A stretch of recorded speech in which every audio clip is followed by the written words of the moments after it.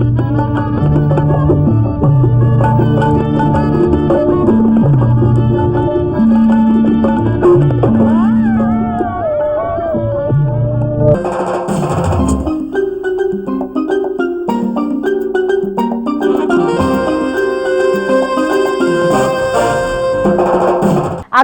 झकासवाणीच्या या नवीन एपिसोडमध्ये आपलं मनपूर्वक स्वागत.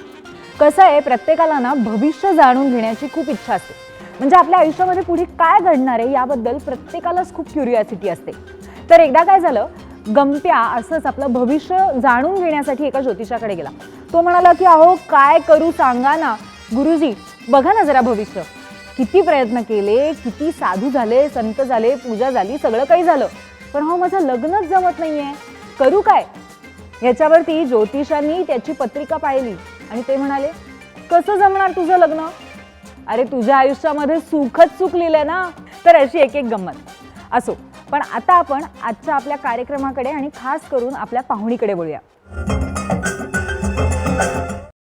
आज आकाशवाणी झकासवाणीमध्ये आपली पाहुणी आहे जोगवा 72 मैल आणि नुकत्याच प्रदर्शित झालेल्या बायोस्कोप या चित्रपटातनं आपल्या अभिनयाने सगळ्या महाराष्ट्राला अत्यंत प्रभावित करणारी आपल्या सगळ्यांची लाडकी अभिनेत्री स्मिता तांबे. स्मिता, वेलकम. थँक्यू. तुझं खूप स्वागत आहे आकाशवाणी झकासवाणीमध्ये. थँक्यू. मस्त वाटतं मला इकडे. Thank you thank you thank you. छान असा माईक वगैरे असं. हो, पण आज तू इथे आली आहेस, खरंच खूप छान वाटतंय. मुळात साताऱ्यापासून मुंबईपर्यंत तुझा प्रवास झालाय वाया पुणे. तर तुझं लहानपण कसं होतं, घरामध्ये संस्कार कसे होते आणि कलेसाठी तेव्हापासून प्रोत्साहन होतं का? माझा जन्म सातारचाच आहे. तिकडनं मी जेव्हा पुण्यात आले, शिक्षण सगळं पुण्यात झालं. मॉडर्न हायस्कूल शाळेमध्ये, जी अत्यंत उत्तम शाळा आहे. त्याचनंतर कॉलेजमध्ये महाजकांत किंवा प्राध्यापक रामकृष्ण मोरे कला वाणिज्य विज्ञान महाविद्यालयामध्ये माझं BA MA अशा सगळ्या गोष्टी झाल्या. अभ्यासाला प्रोत्साहित करणारं असं वातावरण आहे, पण एक्स्ट्रा करिक्युलर ॲक्टिव्हिटी अभ्यास सांभाळून अशा सगळ्या मी कॉलेज शाळा हे माझं खरंच सगळं मला असं वाटतं की माझ्या आयुष्यात आलेले ॲप्ट घटक आहेत. पण कामाच्या बाबतीत म्हणशील तर मला असं वाटतं की ते कुठेतरी माझ्या आई वडिलांचं कॉम्बिनेशन आहे. कारण की माझे बाबा खूप वाचक चांगले आहेत, खूप छान वाचतात, ते खूप पुस्तकं वाचतात, आध्यात्मिक आहेत खूप जास्त. आणि माझी आई जी आहे ती मूळची फॅशन डिझायनर आहे.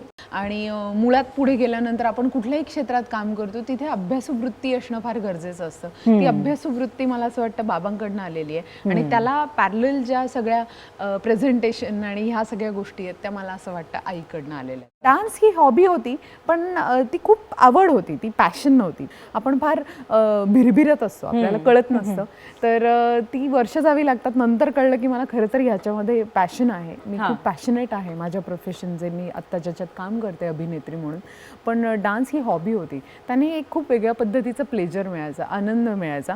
पण ते छायागीत लागायचं आणि ते पायलिया हो हो हो अशी गाणी वगैरे लागायची आणि त्या नटीसारखं आपण नाचत राहायचं. आणि मला असं कळायचं सिनेमात काम करायचं तर ओके, आपल्याला वाक्य बोलता येतील, आपल्याला कपडे छान दिसतील, आपले केस पण मोकळे सोडल्यावर असे लांब सडक येत असे खूप भारी दिसतील, छान दिसतील वगैरे. पण आपल्याला गाणं गाता येत नाही. हा गाणं गातात यार आपल्याला, मला कळायचं नाही की हा प्लेबॅक आहे. पण काही माहीत नाही, ह्या सगळ्या गोष्टी असतील कदाचित त्या. आता आपल्याला आपण जसं असं मागे बघायला लागतो तर अच्छा हे आपल्याला तेव्हा कळत नव्हतं की आपल्याला असं असं इकडे इकडे जायचंय म्हणून ते होतंय. पण आतून त्या वयामध्ये त्या गोष्टी घडत जातात आणि त्या सगळ्या अशा खूप आपल्याला ग्रूम करत जातात. आणि ती जी एक ती ओढ असते, कधी कधी काही गोष्टी नाही मिळत ना, ते खरं तर खूप चांगलं असतं. बरोबर. कारण की त्या जर मिळाल्या तर त्याचं अट्रॅक्शन त्या ठिकाणी संपून जातं आपल्याला. पण ते नाही मिळत ना, तर त्याची क्युरिओसिटी, मग त्याच्यातनं त्या आणखी गोष्टी की ती मिळवण्यासाठीची धडपड आणि हे या सगळ्या गोष्टीतनं खूप आपल्या हातनं काहीतरी चांगलं होऊन जातं कधीतरी. अगदी खरं आहे. आणि तसंच हळूहळू घडत गेलं. शिवाय तू खेळामध्ये सुद्धा सहभागी असायची. या व्यतिरिक्त तेव्हा एकांकिकांमध्ये भाग घेणं किंवा अभिनयाच्या दृष्टीने काही वेगळं करणं अशी सुरुवात झाली का? काय फार उद्धट होते तेव्हा मी जरा जास्त. आत्ता जरा खूप शांत झालेली आहे मी, खूप जास्त उद्धट होते खरं तर त्यावेळेला. पण मला त्यावेळेला असं वाटायचं जेव्हा नाटकात आणि वक्तृत्व स्पर्धांची मला प्रोसेस खूप आवडायची, कारण त्याच्यात एक विषय दिलेला असायचा आणि या विषयाचा आपण स्वतः अभ्यास करायचा, आपण स्वतः ते मुद्दे काढायचे. आपला जो अॅनालिटिकल ब्रेन आहे तो त्याच्यामध्ये जास्त वर्क होत होता. पण मग हा साक्षात्कार कधी झाला की मला अभिनय येतो किंवा मला अभिनय करायचा आहे, आणि मग हर हायनेस या नाटकातनं मला वाटतं पदार्पण केलंस तू, तर तिथपर्यंत प्रवास कसा काय झाला? खरं तर आत्ता बघितलं तर मलाही आठवत नाही, पण तो काळ खूप गडबडीचा होता, खूप स्पीड होता माझ्या आयुष्याला त्या काळामध्ये. कारण कॉलेजमधनं ह्या सगळ्या गोष्टी करत होते, MA चा अभ्यास होता, पुढे PhD करायची आपल्याला, विषय ठरला होता, सगळ्या गोष्टी ठरल्या होत्या. MPhil का PhD असा तो मुद्दा होता आणि असं काहीतरी नाही, म्हटलं PhDचा विषय आपण करूयात किंवा काय वगैरे. आणि खूप हे सगळं करत असताना मला असं लक्षात येतं की आपला मेंदू ना खूप जास्त चालत असतो आणि आपण त्याला खूप कमी प्रमाणात वापरतो. पण नंतर एक तो काळ होता की आपल्याच मेंदूच्या कॅपॅसिटीज टेस्ट करण्याचा तो काळ असतो ना, की आपण फार मल्टीटास्कर होऊन जातो. मग त्याच पिरियडमध्ये वादविवाद स्पर्धा, 28 वादविवाद स्पर्धा या 3 वर्षामध्ये, म्हणजे it is a pretty huge time. कारण एखाद्या स्पर्धेसाठी स्वतःला प्रिपेअर करणं आणि मग त्याच्यासाठी तो अभ्यास करणं, याच्यामध्ये पण एक सगळा वेळ जायचा. त्याच्यात स्पोर्ट्स ॲक्टिव्हिटी, अशा सगळ्या पण गोष्टी होत्या. मग कुठेतरी मला कुणीतरी सांगितलं की श्रीमान योगी नावाचं नाटक आहे, तर त्याच्यात तू करशील का काम? मी म्हटलं हो करेन की, त्याच्यात काय, वाक्यच बोलायचे ना, पाठ तर माझं चोख होतं वगैरे. त्या नाटकात काम केलं, पण मला लक्षात आलं की नाही, माझं मन याच्यात काही फार रमत नाही आहे एवढं जास्त, ह्याच्यात ती किक नाही आहे. आणि ते अजून तोपर्यंत ट्रिगर झालेलं नव्हतं. पण जेव्हा माझी सोनियाचा उंबरा ETV वरची पहिली सिरियल आली, हेमंत देवधरांनी ती डिरेक्ट केलेली होती, त्या जेव्हा सिरियलमध्ये मी काम करायला घेतलं तेव्हा म्हटलं हे इंटरेस्टिंग आहे. हर हायनेसच्या माध्यमातून मला वाटतं एक चांगल्या ग्रूमिंगची सुरुवात एक अभिनेत्री म्हणून तुझ्या आयुष्यामध्ये झाली. पण त्यानंतर ते नाटक त्या मानाने लवकर बंद पडले, खूप कमी प्रयोगात बंद पडलं आणि आम्हालाच आश्चर्य वाटलं. पण मी सांगू तुला की नाटक किती प्रयोग झाले, काय झाले, याच्याही पेक्षा जास्त मी ती प्रोसेस इतकी एन्जॉय केलेली होती ना. संजय काका फार छान दिग्दर्शक आहे, तो खूप त्याच्या कलाकारांचं पॅम्परिंग पण करतो आणि तो खूप अट्टाहासी आहे की त्याचं असं म्हणणं आहे, मी प्रोफेशनली जर ह्या कलाकारांना अपॉइंट केलेलं आहे तर त्याचं असं म्हणणं असतं की त्यांनी ते डिलिव्हर करून घ्यायचं. त्यानंतर सिनेमा किंवा नाटकांपर्यंतचा प्रवास किंवा जे क्लिक होणं असतं ऑडियन्सच्या माध्यमातून, तर तोपर्यंतचा स्ट्रगलचा काळ तू अनुभवलास का पुन्हा एकदा?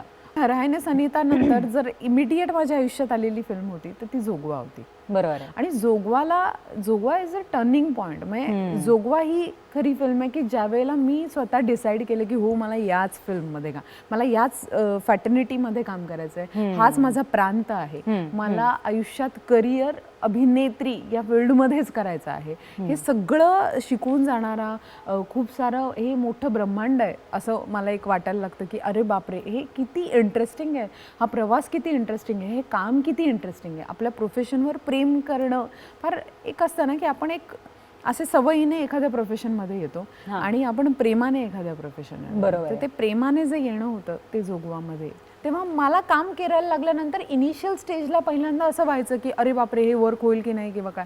नंतर मला असं लक्षात आलं की त्याच गोष्टींसाठी अट्टाहास धरायचा किंवा त्याच गोष्टींसाठी दुःखी व्हायचं ज्या गोष्टी आपल्या हातात आहेत. आपल्या हाताने एखाद्या गोष्टींबद्दल आपल्याला दुःख आलं ना तर गोष्ट वेगळी. आपण एखाद्या सिनेमामध्ये घाणेरडं काम केलं आणि सिनेमा वर्क झाला तर हे दुःख माझं आहे, बरोबर. पण आपण आपल्या पद्धतीने प्रामाणिक काम केला, सिनेमा वर्क होणं न होणं याच्यासाठी फार वेगळे मुद्दे आहेत. त्यामुळे ऑल टुगेदर त्याच्याशी आपला काही संबंध नाही आहे. त्यामुळे मी तसं नाही करून देत. आपण कामाची प्रोसेस मी एन्जॉय केली पाहिजे. ती जर एन्जॉय नाही केली ना, अशी ही कामं केली की ज्याच्यामध्ये एन्जॉय नाही करता आली मला प्रोसेस, पण ते मला आठवत पण नाहीत आता कामं, आणि मला असं वाटतं की त्याच्यासाठी जबाबदार किंबहुना थोड्या अंशी प्रमाणात मीच असेल. जोगवाचा तू उल्लेख केलास आणि 2009 मध्ये if I am not wrong Jogwa हा सिनेमा आला आणि तो तुझ्यासाठी टर्निंग पॉईंट तर होताच, पण त्याचबरोबर चित्रपटसृष्टीच्या दृष्टीने सुद्धा तो एक वेगळा टर्निंग पॉईंट होता. तर जोगवाबद्दल आपण स्मिताशी आणखीन गप्पा मारणार आहोत, पण त्यापूर्वी घेऊया एक छोटासा ब्रेक. तुम्ही पाहत रहा आकाशवाणी झकासवाणी. ब्रेक नंतर आकाशवाणी झकासवाणीमध्ये आपलं पुन्हा एकदा स्वागत. तर स्मिता, जोगवा हा अतिशय आगळा वेगळा असा चित्रपट होता, राष्ट्रीय पुरस्कारापर्यंत पोहोचलेला असा चित्रपट. ही अत्यंत प्रॅक्टिकल जोगतीण आहे आणि तिचे मोरॅलिटी आणि व्हॅल्यूज वगैरे किती आहेत वगैरे वगैरे त्याच्याशी तिला संबंध नाही आहे. कुणीतरी तिला त्याचं घातलं आणि तिला ते जे काम करते ते पुण्य पाप याच्या परे गेलेली ती एक बरोबर आहे. जोगतीण आहे वगैरे. रान आहे तवर सुगी नाही तर समजा मायरानच की ग, याच्यामधलं रान हे माझं वय आहे आणि जोपर्यंत रान सुगीला असतं तोपर्यंत किंमत असते, बरोबर. मायरान झाल्यावर त्याला किंमत नसते. हा जो शोधण्याचा अर्थ आणि ह्या सगळ्या गोष्टी, ही प्रोसेस इतकी ब्युटिफुल होते. मला असं वाटतं आपल्याला ती परिस्थिती, आपल्याला वेळोवेळी त्या टप्प्यातली सगळी माणसं, राजीव एक दिग्दर्शक म्हणून, सिने दिग्दर्शक म्हणून माझ्या नशिबाला पहिल्याच माझ्या फळीमध्ये लाभणं. त्या व्यतिरिक्त तू जसा उल्लेख केलास की उपेंद्र आणि मुक्ता, उपेंद्र लिमये, मुक्ता बर्वे यांच्यासाठी सुद्धा एक महत्त्वाचा सिनेमा होता, तर त्याबद्दल थोडंसं त्या सहकलाकारांच्या अनुषंगाने कसा काय प्रवास होता? उत्तम सहकलाकारांबरोबर जेव्हा तुम्ही काम करता ना, कारण की ते कसं आहे, टाळी कधीच एका हाताने वाजत नाही. ॲक्शन आहे, रिॲक्शन आहे, हे एक अत्यंत सर्वसामान्य बेसिक सूत्र हर एक कलाकाराला माहीत असतं. पण मग जोगवाचं हे यश पत्राशी बांधल्यानंतर लगेच कामाचा ओघ खूप वाढलाय असं चित्र होतं का तुझ्या बाबतीमध्ये? जोगवा जेव्हा शूट झाला ना, शूटिंग झाल्यानंतर जवळपास मी हो म्हणजे हा काळ मी कधी विसरू शकत नाही. 18 ते 19 महिने माझ्याकडे एकही काम नव्हतं. तुला विश्वास बसणार नाही, पूर्वी मी सकाळी ब्रश करताना एक फिल्म, जेवताना एक फिल्म, मध्ये कुठेतरी बाहेर जर थोड्या वेळासाठी गेले वगैरे, वर्कआउट चालू असायचा, रिगरस जिम करायचे आणि त्याच्यानंतर आल्यानंतर परत एक फिल्म. अशा मी दिवसातनं 5 फिल्म, एका वेळेला मी एका दिवसातनं 6 फिल्म पण पाहिलेल्या आहेत. असे मी फिल्म्स पाहायचे आणि ते इतकं असं भंजाळ. आणि मी जवळपास 12 महिने तर तेवढं, म्हणजे 1 वर्ष जवळपास फक्त तेवढंच केलं असेल, मी फिल्म्सच पाहिल्या असतील. त्यामुळे जरी मी त्या ह्याच्याशी कामाशी संबंध नव्हता, तरीही माझा खूप नानाविध दिग्गज माणसांच्या बैठकीत, जी माझ्याच घरी मी बसवली आहे आणि मीच त्याची मॉनिटर आहे, अशा त्या बैठकीत, अशी ती बैठक माझ्या घरात मीच माझी स्वतःचं एक विश्व म्हणतात ना तयार करणं, तशी तयार केलेली होती. वा. दरम्यानच्या काळामध्ये आणखी एका राष्ट्रीय पुरस्कार विजेत्या चित्रपटामध्ये म्हणजेच देऊळमध्ये तू एक आयटम सॉन्ग केलं. एक टॅग लावले जातात, मला कायम कळत नाही की हे जेव्हा आपण एका एंटरटेनमेंट फील्डमध्ये असतो तेव्हा ह्या भागातली एंटरटेनमेंट, त्या भागातली एंटरटेनमेंट, असे खूप भाग आहेत आणि त्या सगळ्या भागामध्ये तुम्हाला काम करायचं आहे. याच्यासाठी आपण मेंटली प्रिपेअर झालं पाहिजे. पुढचे जे चित्रपट आले त्याच्यामध्ये तुकाराम हा एक महत्त्वाचा चित्रपट होतास, पण दुसऱ्या चित्रपटामध्ये ॲज अ लीड तू पहिल्यांदा आम्हाला दिसलीस. धूसर सिनेमाची एक खूप छान गंमत आहे. फार मला तो सिनेमा फार वेगळ्या दृष्टीने लक्षात राहतो. फार रीमाताई, उपेंद्र, आणि खरं तर माझं काम एक वेगळीच ॲक्ट्रेस करणार होती, म्हणजे माझीच मैत्रीण आहे मुग्धा गोडसे, ती करणार होती आणि मी त्याच्यातला एक छोटासा रोल करणार होते. पण मुग्धांच्या तारखांचा वगैरे असा काहीतरी इश्यू झाला होता, त्यामुळे ती काम करत नाही आहे आणि मी छोटासा एक पात्र करणार होते त्या सिनेमातलं. ते सोडून मला त्या सिनेमातल्या लीडसाठी खरं तर हे फार अमोल सरांचं आणि संध्या मॅमचं विजन असेल आणि त्यांनी तसा विचार करून मला ते काम दिलं आणि अशा पद्धतीने धूसर माझ्या नशिबात आला. आणि फार उत्तम फोटोग्राफर होती ती, ते पात्र फोटोग्राफरच होतं, जी फोटोग्राफी ही पॅशन आहे आणि जी ते शिकण्यासाठी बाहेर देशात गेलेली आहे आणि इकडे तिची आई असते, ती रीमाताई, आणि तिला अल्झायमर होतो. आणि जशी मी तिकडे असते, तिने वेगवेगळ्या चिठ्ठ्या लिहून ठेवलेल्या असतात माझ्यासाठी आणि ती पाठवत असते आणि मी काही दिवसांनी तिला भेटायला म्हणून इथे येते आणि मला माझी आई अशी उद्ध्वस्त आणि अशी वेगळी सापडते.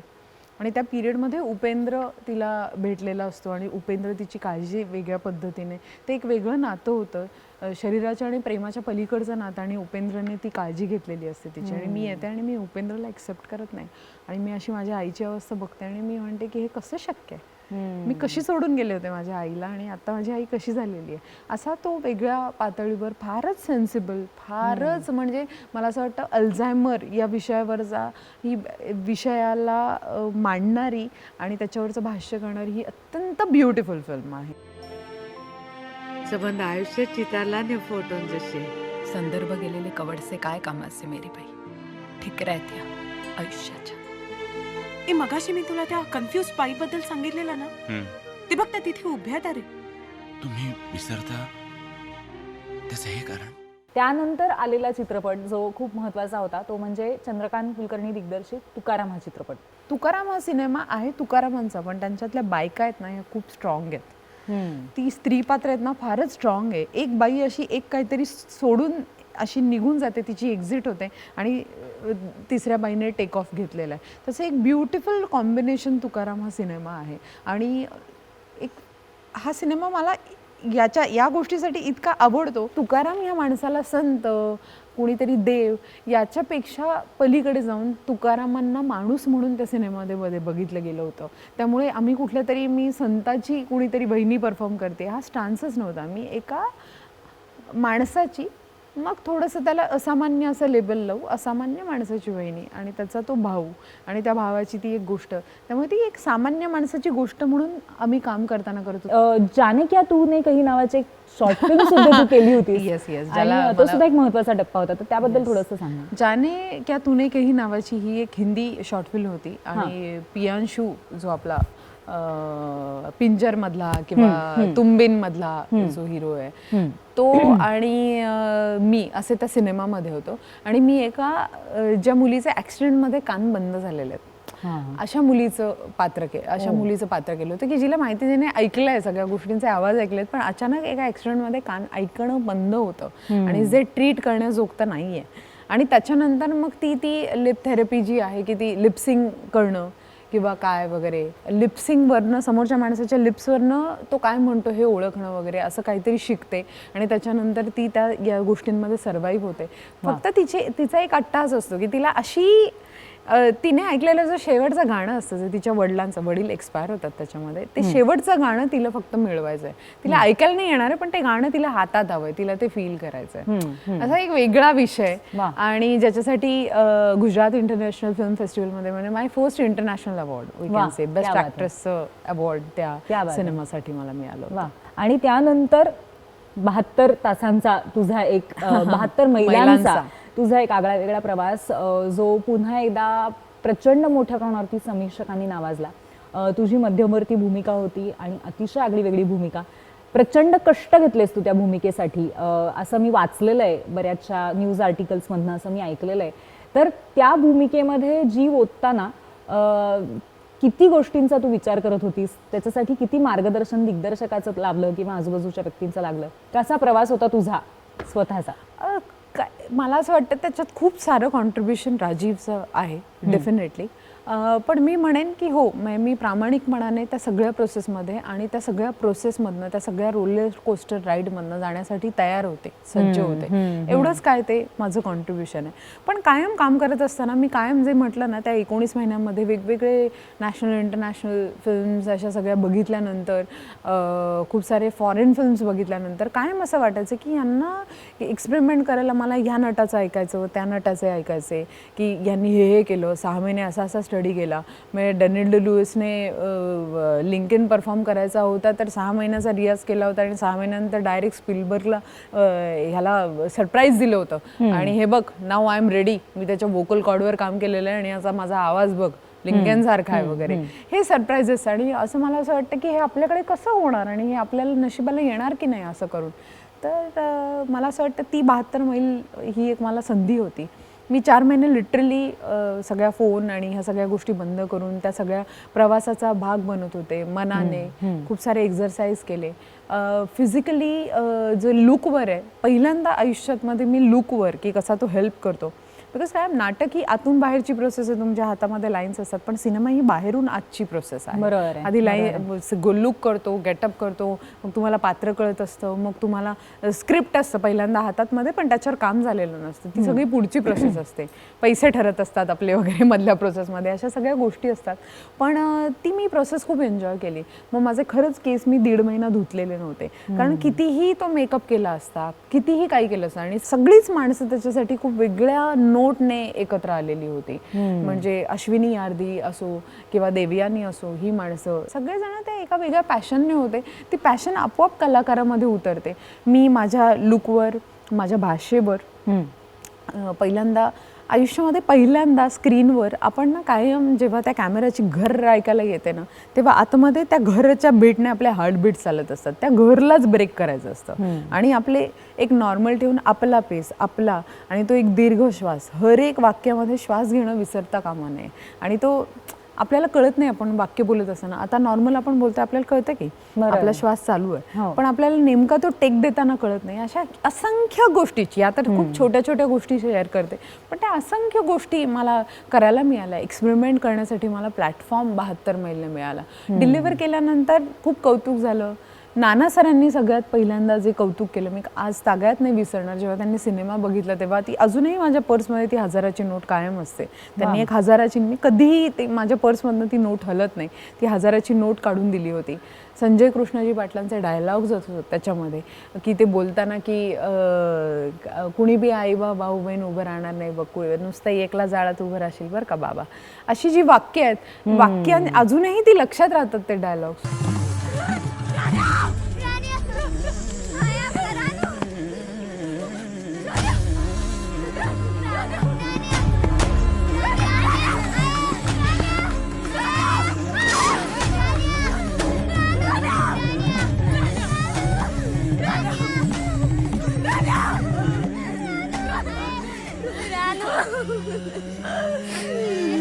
तुझी तास कमेलायच र देवा,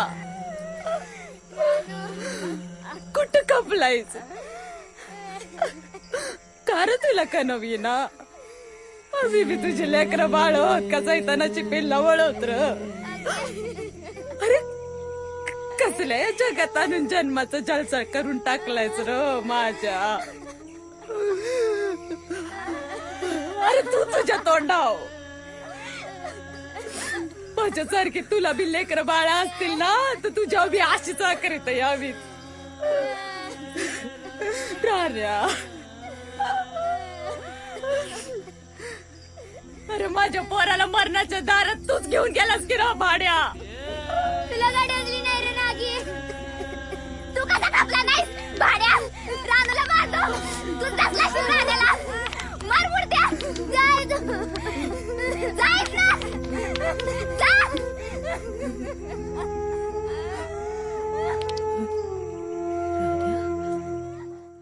आणि जेव्हा ते काम पूर्ण झालं, रफकट आला जेव्हा हातामध्ये, आणि तो जेव्हा अक्षय सरांनी पाहिला तेव्हा मला आठवतं की त्यांनी मला ऑफिसमध्ये भेटायला बोलवलं होतं. अक्षय कुमार म्हणजे प्रोड्युसर अक्षय कुमार, आणि त्यांनी 45 मिनिट्स ते बोलत होते माझ्या कामाविषयी. क्या बात है.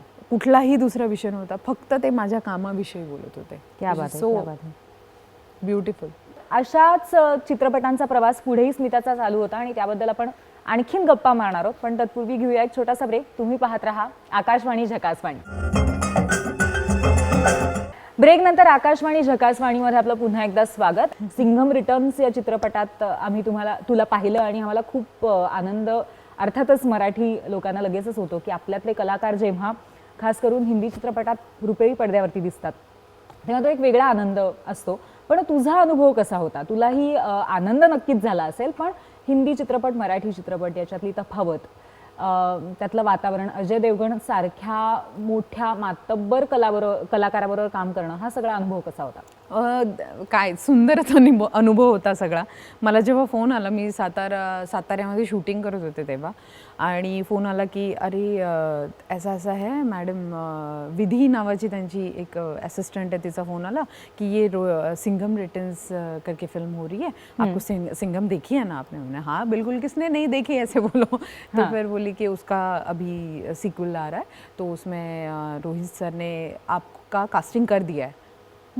तर मला असं कास्टिंग कर दिया है, किसका कास्टिंग? मतलब असं कधी मी कुठली ऑडिशन दिली नाही, काही नाही. एक आपल्याकडे पद्धत है ना अशी वगैरे. नहीं वो सर ने देखा है और स्पेसिफिकली आप चाहिए सर को, तो आप प्लीज़ कब आ रही हो यहाँ पे? मैंने बोला शूट कर रही हूँ और 15 दिन के बाद मैं आ जाऊँगी. ओ माय गॉड, अच्छा ठीक है, मैं सर के साथ बात कर लेती हूँ. आणि त्याच्यानंतर मी तिथे गेले. मला त्यांनी सांगितलं की सोनाली ताईचा जो सिंघम 1 मध्ये रोल होता तोच कंटिन्यू सिंघम रिटर्न्समध्ये, असा पण वेगळा भाग, म्हणजे कंटिन्यू नाही, तशा पद्धतीचा. बरोबर. तो जसा भाग प्ले करत होता सिनेमामध्ये, ते पात्र जसं कॉन्ट्रीब्यूट करत होतं तसंच ते. आणि त्याच्यानंतर मी गेले सिंघम रिटर्न्सच्या त्या ह्याच्यावर, विधीला भेटले, तिने रोल एक्सप्लेन करून सांगितला, सगळ्या गोष्टी केल्या. आणि त्याच्यानंतर ओके सगळं डन. लुक टेस्टचा दिवस होता आणि मी रोहित सरांना लुक टेस्टच्या वेळेला ते काहीतरी त्यांच्या कामासाठी आले होते, भेटही झाली नव्हती, आणि रोहित सरांना पाहिलं. मला वाटतच नव्हतं ते दिग्दर्शक आहेत, मला असं वाटलं ते नट आहेत. आणि त्याच्यानंतर मग लुक टेस्ट झाली, गणेश दादा आणि मी होतो त्याच्यामध्ये, आणि सीन सुरू झाला. आणि पहिला दिवस झाला तर आपल्याकडे एक पद्धत असते, आपल्याकडे असं असतं की दिग्दर्शक आणि एक नट कॉन्व्हर्सेशन असतं ना पहिल्यांदा वगैरे. आहे इन जनरल असं वगैरे. तर त्यांच्याकडे तशी पद्धत नाही. ते काहीही कम्युनिकेट करायचं असेल तर विकास किंवा असं कुणा थ्रू वगैरे कम्युनिकेट करायचं. आणि मला असं कळायचं की मला कसं कळणार त्यांना काय हवंय ते, हा काय सांगतोय मध्ये असं वगैरे एक अशी, कारण मला त्याची सवय नव्हती कधी. आणि मी म्हटलं की हे काय, मला असं वाटलं की ह्यांना बहुतेक माझं काम आवडत नसावं, बोलले सुद्धा नाहीत किंवा काय वगैरे. असे जे आपल्याच मनातले ग्रह असतात ना ते सगळे माझे चालू होते. पहिला सीन होता आणि अजय सर आले त्या चेक्सच्या शर्टमध्ये. पहिला सीन झाला आणि पहिला सीन शूट झाला. मी माझी व्हॅनिटीमध्ये आले, सुहासिनी ताई होत्या तिकडे अशा वगैरे. आणि मी बसले व्हॅनिटीत बसले आणि म्हटलं यार काही वर्क नाही होते, हे अशी कशी काय, आय एम नॉट, मला आनंद नाही मिळत आहे, काही नाही मिळत आहे.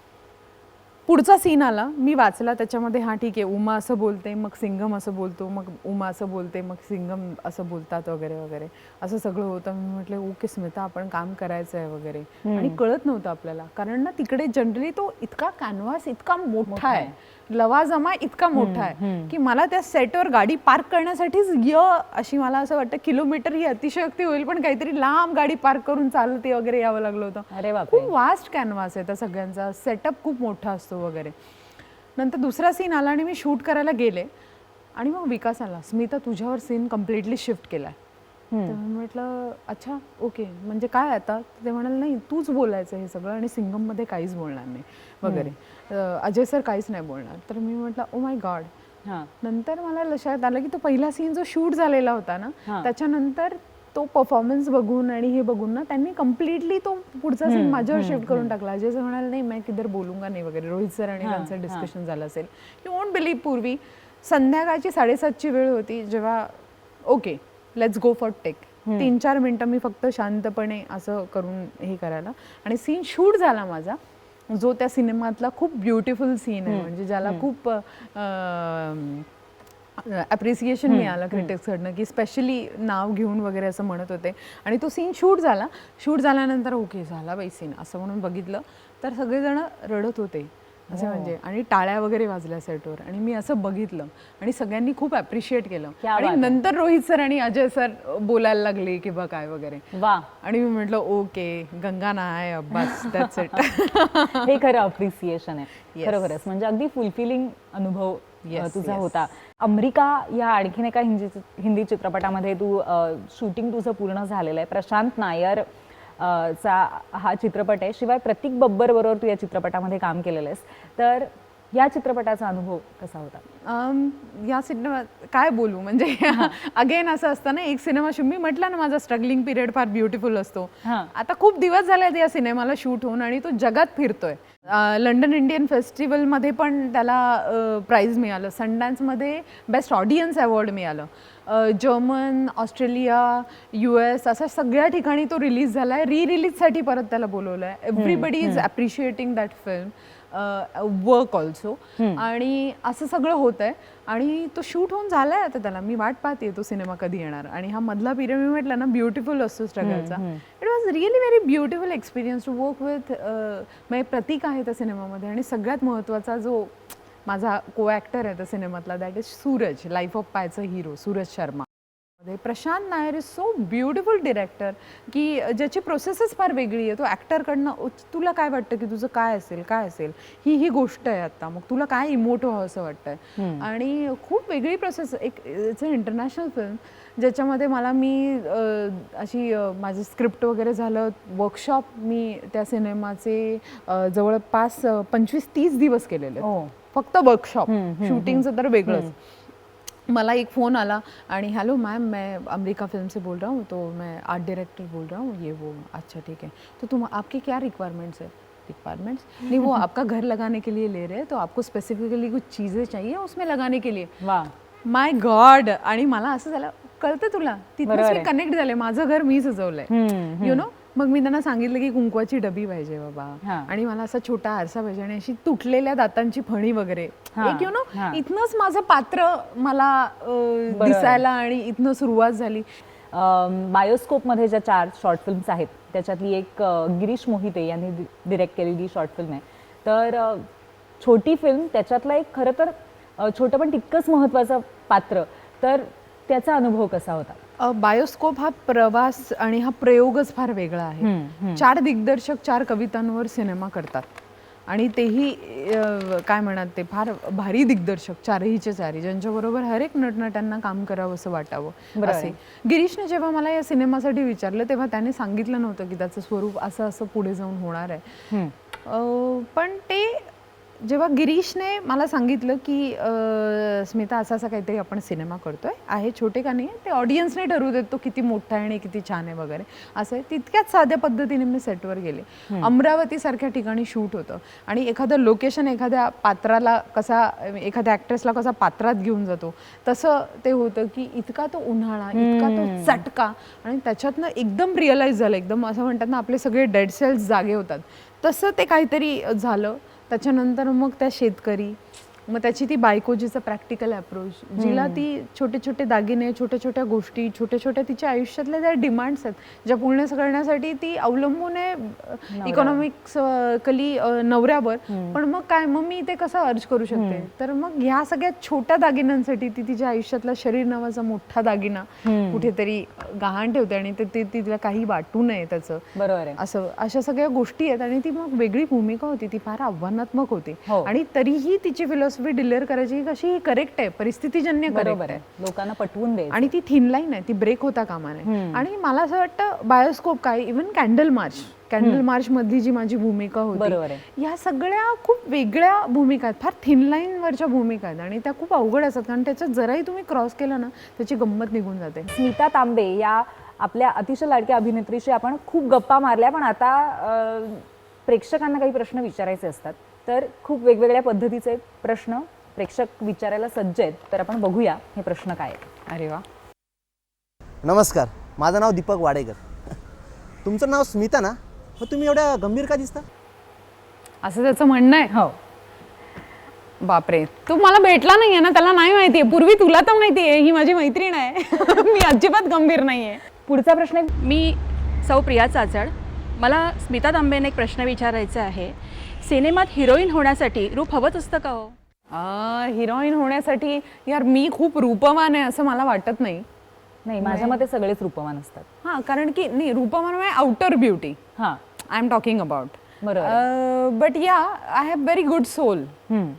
तो मला असं वाटतं चांगलं सोल असणं आणि मतलब वेगळ्या फील्डमध्ये, या फील्डमध्ये काम करण्यासाठी उत्तम जिगर असावी लागते. जिगर असणं जास्त अतिशय महत्वाचं आहे, अतिशय महत्वाचं आहे खरोखरच. आणि आउटर ब्युटीच्या बाबतत सुद्धा मला असं वाटतं की खरोखरच ते वाक्य म्हणून ठेवलं ना की beauty lies in the eyes of beholder, हे खरोखरच खरं आहे. आणि you are very beautiful Smita. यानंतर नमस्कार मॅडम, माझं नाव रवींद्र पाटील. मला तुम्हाला एक प्रश्न विचारायचा आहे. तुमचं लग्न झालंय का? या प्रश्नाचं उत्तर मी देणार नाहीये. काय करणार तू सांग? त्याने काय फरक पडणार आहे तुला? वा, फरक काय पडणार आहे सांग तुला? खरंय, काहीच फरक नाही देणार पडणार. नाही. काय फरक पडणार आहे तुला सांग? करेक्ट आहे, मलाही पटलंय. बरं, पुढचा प्रश्न आपण पाहूया. नमस्कार, माझं नाव स्वप्नील दुधारे. तुमचा 72 मैल चित्रपट पाहून असं वाटतं की या देशाची गरिबी कधी संपणार? हा फारच उत्तम प्रश्न आहे. या देशात पण 72 मैल पाहूनच मला असं वाटतं की आपल्या देशातली सगळी माणसं आहेत ना, ही खूप मोठी सर्वायव्हर आहेत. खूप सर्वाईव्ह करतात छान पद्धतीने. त्यांच्यामध्ये जिगर आहे सर्वाईव्ह करण्याची. मग काही गोष्टी असो, जसा विदर्भात पडणारा दुष्काळ असो, विदर्भात काय असं बहुसंख्य गावांमध्ये पडणारा दुष्काळ असो किंवा काय, आपण खूप छान सर्वाईव्ह होतो. कारण आपल्याला खूप छान जी भारतामध्ये जर ब्युटिफुल गोष्ट असेल ना ती म्हणजे फॅमिली. बरोबर आहे. आपल्याकडे फॅमिली व्हॅल्यूज खूप जास्त आहेत, खूप चांगल्या आहेत. आपण फार आपल्या फॅमिलीला जपतो आणि आपण फॅमिलीला धरून राहतो. मला असं वाटतं ती खूप ब्युटिफुल गोष्ट आहे. त्यामुळे भारत देश खूप प्रगत व्हावा, खूप श्रीमंत व्हावा. आपल्या अन्न वस्त्र निवारा फक्त ह्या गरजांपेक्षा पण पुढे जावा खूप, अशी माझी फार मनापासून इच्छा आहे. पण हे सगळं होणार आणि त्याच्यासाठी आपल्याला तिथे जाईपर्यंत आपल्याला तगवणार आहे ती आपली फॅमिली. खरोखरच महत्त्वाचं आहे. म्हणजे गरिबी हा प्रश्न आहे, पण त्याच्याही पलीकडे जाऊन समस्या खूपच असतात, फक्त गरिबी असंच नाही. आणि त्याच्यासाठी सर्वाईव्ह करण्यासाठी लागणारी जिद्द महत्त्वाची आहे आणि ती आपल्यात आहे, हे सगळ्यात महत्त्वाचं. आणखीन स्मिताला थोडंसं कात्रीत पकडण्याचा प्रयत्न करायचा आहे रॅपिड फायरच्या माध्यमातून. तर पहिला प्रश्न असा आहे, जोगवा की 72 मैल? 72 मैल. आणि का बरं असं म्हणजे? 72 मैल म्हणजे एक असतं ना, एक असते सुरुवात आणि एक असतो शेवट. हां. 72 मैल ही राजीवच्या आयुष्यातली शेवटची फिल्म आणि मे बी त्या सिनेमानंतर मला परत कधी, मला नशीबच नाही आहे माझं इतकं चांगलं की मला परत त्याच्याबरोबर काम करायला मिळेल.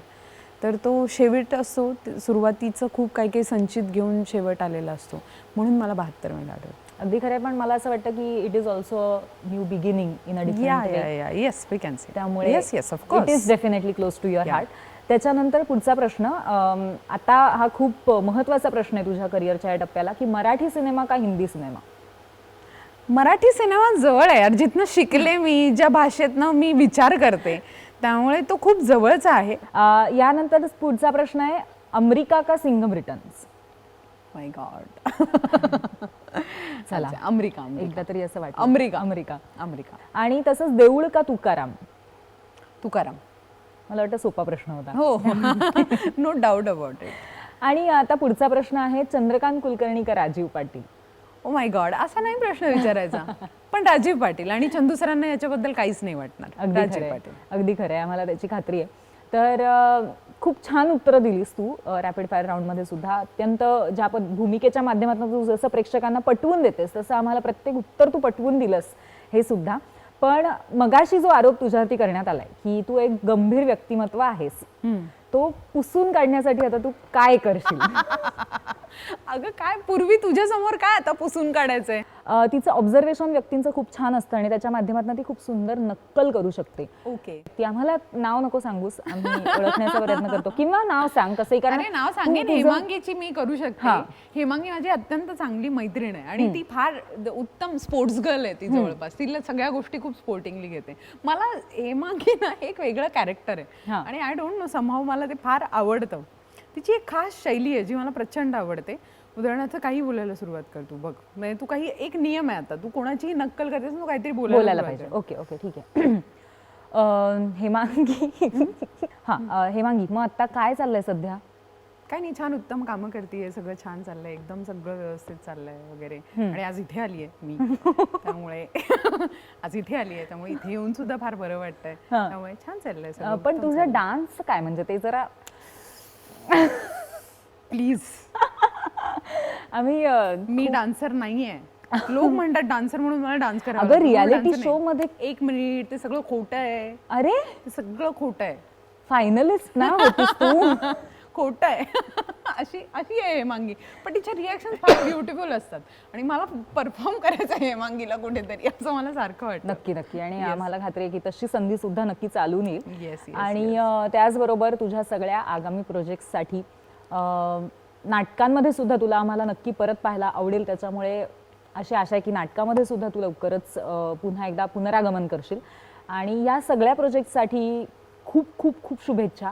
अशा सुंदर सुंदर भूमिका करत राहा, आमचं मनोरंजन करत राहा आणि त्याचबरोबर आम्हाला एक वेगळा पर्स्पेक्टिव्ह तुझ्या भूमिकांच्या माध्यमातून देत राहा. आकाशवाणी झकासवाणी अशा पद्धतीच्या कार्यक्रमाला, कारण जिथे मला इतक्या मनमोकळ्या आणि इतक्या निवांत गप्पा मारता आल्या, आवडला मला. कार्यक्रमाचा पोत खूप जास्त आवडला, कारण की या कार्यक्रमाने उलगडून ठेवलं, मला नॉस्टॅल्जिक करायला लावलं कुठेतरी.